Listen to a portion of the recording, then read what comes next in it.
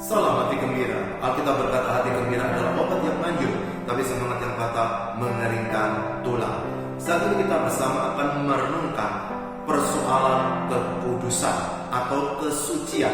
Di dalam dunia ini paling tidak ada 5 hal yang menyangkut tentang persoalan kekudusan ini. Yang pertama adalah kekudusan pencitraan, di mana orang ingin membawa dirinya berpenampilan sebagai seorang yang kudus.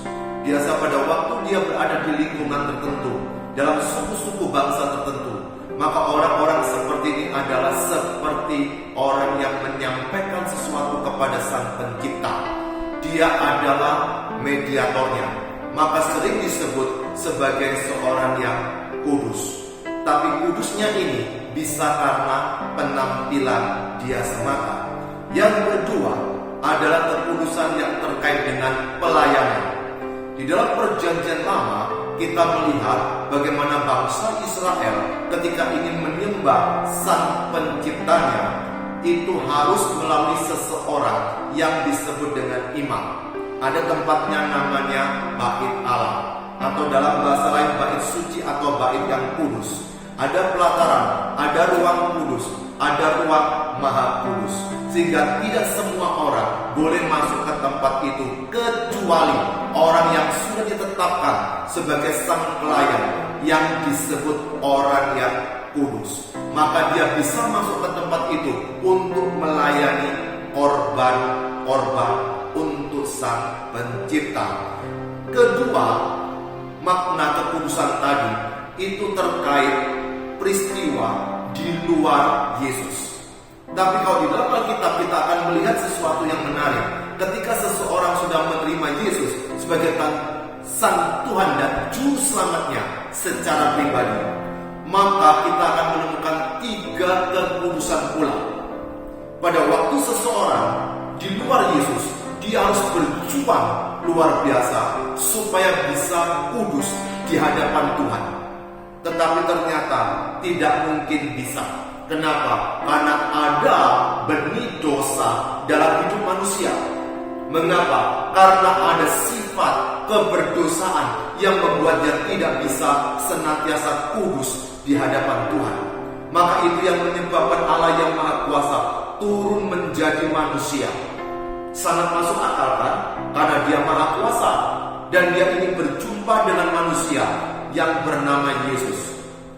Yesus ketika dia hidup dan akhirnya dia mati di atas kayu salib untuk melakukan proses pendamaian antara orang yang berdosa dengan Allah yang kudus. Maka pada waktu seseorang sudah memiliki Yesus sebagai Tuhan dan Juru Selamatnya secara pribadi, maka kita mengenal jenis yang ketiga, yaitu kekudusan secara posisi. Positional sanctification.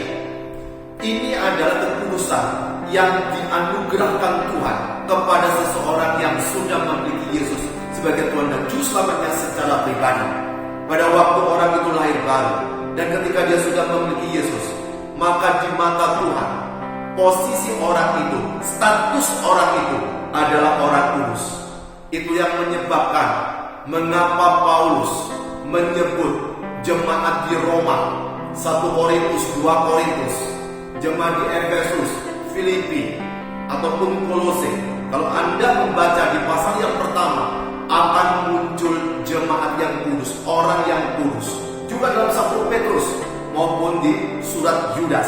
Itu berarti penerimanya ini pasti orang kudus. Nah, kekudusan secara posisi ini kita bisa nikmati ketika orang itu memiliki Yesus. Itu terjadi satu kali untuk selama-lamanya. Kita lihat dalam Ibrani pasal 10 ayat yang ke-10 dan ke-14 berkata sebagai berikut. Ibrani 10 ayat yang ke-10. Dan karena kehendaknya inilah kita telah dikuduskan satu kali untuk selama-lamanya oleh persembahan tubuh Yesus Kristus. Kemudian di pasal 10 ayat yang ke-14 berkata sebagai berikut. Sebab oleh satu korban saja Ia telah menyempurnakan untuk selama-lamanya mereka yang Ia kuduskan. Peristiwa ini terjadi satu kali untuk selama-lamanya. Yang mengerjakan adalah Tuhan kita Yesus Kristus melalui pribadi Roh Kudus. Tidak semua orang bisa menikmati ini kecuali orang yang sudah lahir baru. Orang yang sudah memiliki Yesus, yang disebut dengan anak Tuhan, maka dia punya sesuatu yang istimewa, bisa memanggil Tuhan dengan sebutan Bapa.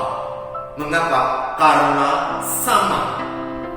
Kita kudus, Tuhan kudus, bisa menyebut dengan Bapa.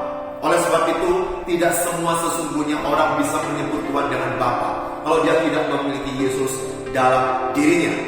Kekudusan perbuatan biasa disebut dengan progressive sanctification. Ini peristiwa terjadi terus-menerus di dalam kehidupan orang yang sudah kudus. Yang sudah memiliki Yesus, dia tidak bisa sesukanya berbuat dosa, karena buahnya dia ingin sekali untuk hidup kudus. Mengapa? Karena ada Roh Kudus. Dan disinilah dalam kitab Ibrani pasal 12 ayat yang ke-14 berkata sebagai berikut: berusahalah hidup damai dengan semua orang dan kejarlah kekudusan, sebab tanpa kekudusan tidak seorang pun akan melihat Tuhan. Kemudian disambung dengan 1 Petrus pasal yang pertama ayat yang ke-16 berkata sebagai berikut: sebab ada tertulis, kuduslah kamu sebab aku kudus. Maka pada waktu orang tersebut sudah memiliki Yesus, maka dia memiliki satu semangat, satu kekuatan, satu dorongan di dalam dirinya untuk hidup kudus. Mengapa? Karena Allah itu kudus. Dan kekudusan yang bukan terkait untuk keselamatan, tapi terkait dengan mahkota atau pahala. Jadi selama kita mengerjakan bagian kita yang sudah selamat ini, maka tujuan akhirnya adalah kita mendapatkan upah.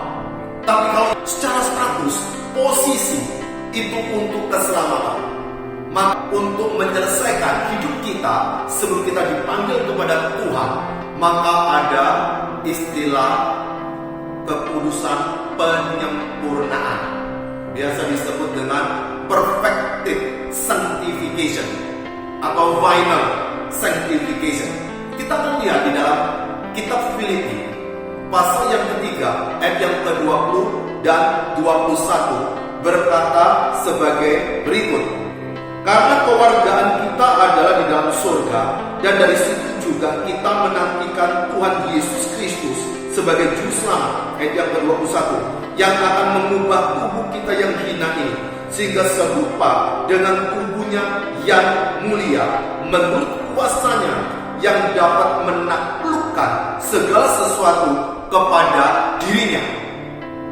Ketika seseorang hidup dalam dunia ini dan sebelum dia kembali ke surga, maka Tuhan Allah menyempurnakan, menggenapi kekudusan, yaitu position sanctification, kekudusan secara posisi, status. Ini adalah karya Roh Kudus ketika dia menguduskan di terakhir dari hidup kita untuk diubah menjadi tubuh kemuliaan, dan kita bertemu dengan Tuhan. Karena pada waktu kita kembali ke surga, tidak ada dosa yang boleh masuk ke surga, meskipun cuma 0,1%. Tidak boleh.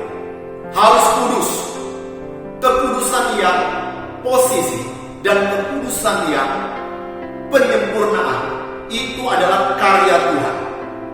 Kita menikmatinya. Itu untuk menunjukkan kita miliknya, dan kita bisa kembali ke surga untuk berjumpa dengan Bapa yang kudus. Tapi jenis kekudusan perbuatan kita atau progressive sanctification itu untuk apa yang kita kerjakan bernilai kekal dan mendapatkan upah atau pahala.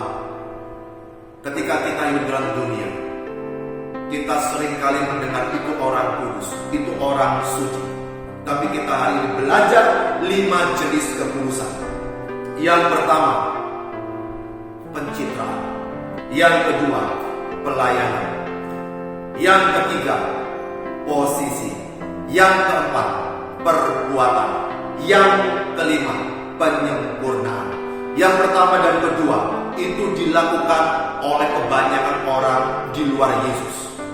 Tapi ketika di dalam Yesus, dia menikmati yang ketiga, keempat, dan lima.